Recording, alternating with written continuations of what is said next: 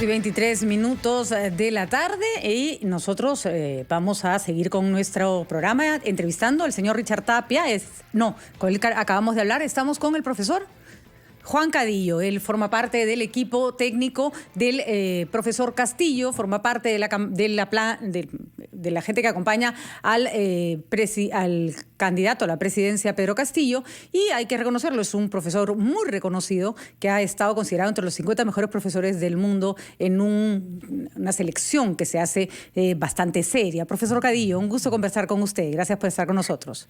Gracias, Patricia, por la oportunidad. Es importante, creo que es muy importante en este caso, que dos personas que han estado paradas en un aula de clase, que saben desde dentro cuáles son los problemas de la educación en nuestro país, estén de alguna manera en la política y en este momento visibilizando problemas de la educación. El señor Castillo ha sido profesor de primaria, dirigente sindical también, y usted, ni se diga, ha trabajado además con excelencia en las aulas. Sin embargo, déjeme decirle que las propuestas del señor Castillo con respecto a educación no son necesariamente no nos entusiasman demasiado. Hay una suerte de mirar el tema de la educación desde un aspecto más sindical, hay que decirlo, él es un dirigente sindical, que desde la perspectiva del alumno. Y acá me quiero explicar, señor Cadillo, profesor Cadillo, creo que la profesión de maestro es la más noble y una de las más importantes, y en otros países del mundo se considera la más importante, y se pagan sueldos altísimos y se piden cualidades altísimas para poder ejercerla. En Singapur es impresionante, por ejemplo, es más difícil ser profesor que juez, ¿no? Sin embargo, el profesor quiere reincorporar a las personas que no superaron las pruebas de meritocracia para quedarse en la carrera pública magisterial. Usted, como profesor que se ha esforzado tanto para llegar hasta donde llegó, ¿le parece correcto darle a un chico, a un profesor que ya no está en condiciones de dar una clase? Mira, Patricia, es una pregunta bien difícil, pero hay que saber contestarla. Un aspecto clave e importante es la carrera magisterial. En ese sentido, el centro de todo el sistema es el estudiante. Tú muy bien lo has dicho. Así es. Y en realidad es un diálogo muy importante, y hay que entender que hay cosas que se pueden hacer y otras cosas que no se pueden hacer. En ese sentido, hay todavía un diálogo bien grande que hay que todavía amalgamar, vamos a decir, en ese sentido. Pero el objetivo es justamente ofrecer un conjunto de condiciones. Por ejemplo, que los maestros dan un examen, y luego de ese examen los maestros van y hacen otro examen dentro de la escuela donde hacen una clase. Por lo general, el gran problema que tenemos para que muchos docentes no se nombren, como primer punto, es que van 10-1, por ejemplo, sobre una plaza. Y luego pues van, entre comillas, intentando nuevamente. Entonces, lo que nosotros tenemos que ir viendo es que tenemos que crear condiciones para aquellas escuelas que se encuentran de manera lejana, entregar lo suficiente, que tengan de repente agua, desagüe, una casa para el maestro, una buena preparación, conectividad a Internet, un buen sueldo para esos maestros.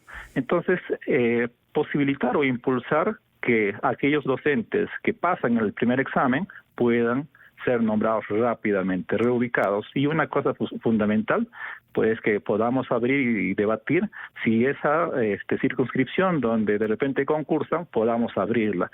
Porque ya estamos en un siglo XXI donde es necesario ir comprendiendo que nos podemos desplazar, por ejemplo. Entonces, la idea es dar oportunidades para que los maestros puedan nombrarse. De acuerdo, pero el nombramiento, y usted ha explicado cuál ha sido el proceso, además, implica varios exámenes, la clase, la observación de la clase, y hay personas que no pasaron ese examen, usted lo sabe mejor que yo, y que salieron de la carrera pública magisterial.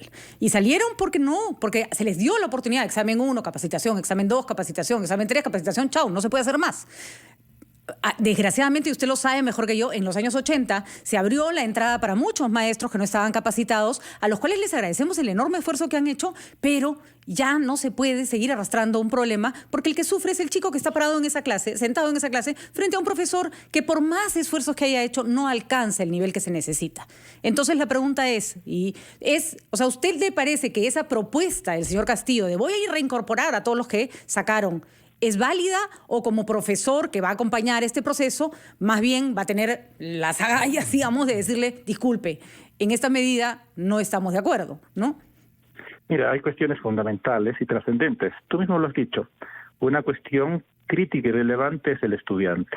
El sistema se construye en función del estudiante. Creo que para aquellos maestros que no han sido despedidos, podemos hacer algún tipo de cursos o formaciones para darle las posibilidades. Ya tuvieron, profesor Cadillo. Por lo general, lo que entiendo es que está básicamente ligado a la obtención de un título. Ya, entonces, al no tener las condiciones de ese título, sería conveniente de repente armar algún tipo de propuesta orientada justamente a esta población. ¿Y por qué si usted... Hay que tener en cuenta, perdóname, sí, Patricia, para redondear la idea. Profesor, termine. Por lo general, en el aspecto sindical hay una cuestión que es la solidaridad, y eso hay que entenderlo, y es relevante para un aspecto sindical. En ese sentido, hay que dar respuesta a esta demanda social.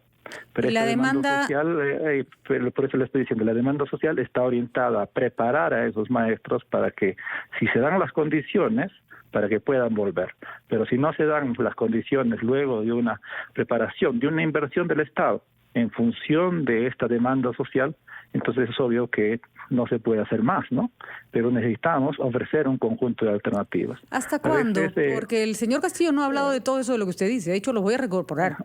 Los voy a reincorporar. Y segundo, lo último que le quiero decir antes de irnos a la pausa para seguir conversando con calma es totalmente de acuerdo, pero la demanda sindical puede estar por encima de las necesidades del alumno, y usted sabe mejor que yo, profesor Cadillo, que se puede caer el colegio, se puede caer el internet, se puede destruir el aula, se puede llevar el río, las carpetas, pero un buen profesor parado debajo de un árbol hace la diferencia.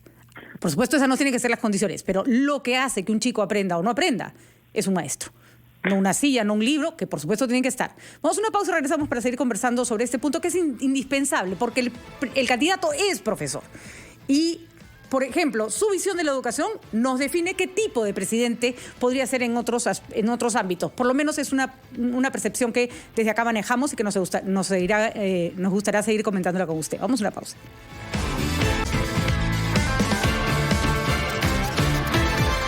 Son los planes que tiene junto con el señor Pedro Castillo. O sea, recordemos que el profesor Cadillo forma parte, Juan Cadillo León forma parte del equipo que acompaña al señor Castillo. Es profesor como el señor Castillo, es un profesor que ha sido reconocido internacionalmente como uno de los 50 mejores profesores del mundo y que ha tenido un trabajo siempre impecable en sus aulas. Digamos que cualquiera hubiera pagado para ser alumno del profesor Cadillo, hasta donde conocemos su experiencia. Y hablábamos con él de la importancia de mantener, por ejemplo, la meritocracia y si es que van a primar los pedidos sindicales sobre la necesidad del alumno. Esa sería la primera pregunta que hemos estado conversando, profesor Cadillo. Y otro aspecto tiene que ver con la currícula, porque usted mejor que nadie sabe que algo que ha fastidiado, molestado e interrumpido mucho el proceso de los profesores en el aula es el cambio constante de modelos de educación, de currículas, de contenidos. Y hoy el señor, por ejemplo, Castillo, no considera una prioridad, y no sabemos si además va a intervenir todo este esfuerzo que se ha hecho para impulsar una educación en igualdad, ¿no es cierto?, de oportunidades, en igualdad de género, en igualdad de cualquier tipo de circunstancia, de discriminación, etcétera. ¿Cómo le fue a usted con ese modelo en el aula, por ejemplo? Mira, permíteme zanjar el anterior tema. De acuerdo. Estamos. Es importante crear un conjunto de condiciones para preparar a estos maestros para que se adapten a la carrera magisterial. Entonces ya sobre esas alternativas el que vaya a ser ministro de Educación y el propio presidente tomarán las decisiones. Tú sabes cómo en la parte técnica hay que ofrecer esas alternativas. Lo segundo que estás refiriendo es con respecto al currículo. En realidad, efectivamente ha habido varios cambios curriculares y lo que tenemos que tener en cuenta es que por lo general nuestros currículos se engruesan y luego se adelgazan. Uh-huh. ¿Qué quiere decir esto? Que a veces se dan cuenta de que hay tanto, en este caso hablamos de competencia y capacidades, mientras antes hablabas básicamente de contenidos. Entonces estas competencias y capacidades tienden a ser demasiado voluminosas y por lo general la forma de abordar comúnmente es por áreas, por lo tanto cada área tiene un conjunto de capacidades. Entonces poco a poco los maestros van entendiendo que no es posible cumplir todas esas competencias si se trabajan de manera individual. Es decir, lo que tenemos que trabajar es de una manera donde vamos uniendo varias de esas competencias para poder tocarlas y poder desarrollarlas. De acuerdo. Eso es como primer punto. Como segundo punto, muchos especialistas dicen que nuestro actual currículum es demasiado extenso. ¿Qué significa esto? Como abarca demasiadas competencias y capacidades, por lo tanto deberíamos priorizar algunos elementos y hacerlo menos denso. Y lo que debemos hacer es profundizar este currículum. Y al profundizar estamos hablando de nuevas metodologías para implementar estos elementos. Estamos hablando, por ejemplo, de metodologías por proyectos y ahora estamos hablando, por ejemplo, para un futuro que en una vuelta a las escuelas utilizando los aspectos digitales de un aula invertida. ¿Qué es un aula invertida? Es poder utilizar algunos contenidos, especialmente videos, para que los estudiantes puedan verlos y cuando haya esta parte presencial, que va a ser relativamente corta, el estudiante vaya habiendo revisado ya la clase y con el maestro pueda desarrollar ya el aspecto práctico. Pero también puede ser que los estudiantes no hayan o no tengan las condiciones para revisar o la motivación para revisar los videos. Entonces hay otro tipo de modelo. Si tienes ya las tablets, lo que haces es la revisión previa en un tiempo prudencial de los videos que son relativamente cortos y empiezas a trabajar. Uh-huh. Pero ¿qué pasa en los contextos donde no hay conectividad? Claro. Entonces, en ese sentido, tampoco los libros que tenemos en este momento nos sirven demasiado, porque al ser tan extensos y trabajar bajo otra metodología, lo que tenemos que hacer es adaptar. Hay una metodología muy interesante que podemos coger como referente, la escuela nueva que se desarrolló en Colombia, por ejemplo, para la parte rural, que preparaba un conjunto de folletos, afiches, donde le daba la parte teórica, las actividades que debían realizar. Entonces, en realidad, ellos tienen todo un know-how que es muy importante poder recoger, eso como modelo, por ejemplo, y que también nos serviría, pero con una aula invertida, en vez de tener toda la tecnología, nosotros tendríamos esos fascículos, ¿no? De acuerdo, pero estamos hablando de cambios en una currícula que ya está y de hacer ajustes, lo cual está súper bien. No sé, lo que escuchamos suena sumamente sensato. Además, por favor, ya no cambien el cambio de contenidos a competencias para incluso los padres ha sido toda una experiencia y creo que es la forma correcta de enfocarlo, pero haciéndole ajustes. Eso está muy bien. Claro, eso ya lo venimos trabajando. Así es. Pero en realidad todavía las estrategias para poder unir han sido complicadas de poder realizarse. Es que esto es una mirada distinta sobre la educación, ¿no es cierto? Es casi como que se ha volteado el foco, ¿no? Se construye el conocimiento no se entrega al alumno. Ahora, el profesor Castillo fue el protagonista de una larga huelga durante el gobierno del señor Pedro Pablo Kuczynski, una huelga en la que tuvo que enfrentarse con el Ministerio de Educación. En ese momento la ministra Marilú Martans era la encargada de la cartera y la verdad que más de 3 meses más de 2 meses sin clase, casi 3, fue muy duro para los alumnos, para los padres de familia, y hay que reconocer que si bien muchas de las demandas eran válidas, no se lograba llegar a un acuerdo con el señor Castillo, y cada vez que se iba a conseguir un acuerdo, el profesor Castillo pateaba el tablero y además pateaba el tablero aparentemente presionado por la oposición del fujimorismo para desestabilizar el gobierno de Pedro Pablo Kuczynski. Usted estaba enseñando en esa época, tuvo que sufrir las consecuencias de una huelga en la que ni siquiera estaban involucrados todos los profesores.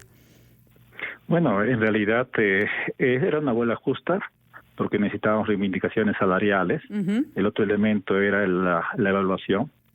Entonces, hay todavía un conjunto de elementos que se tienen que ir mejorando. Primero, pues, la propia parte remunerativa de los maestros, ¿no? Que es un aspecto clave, importante.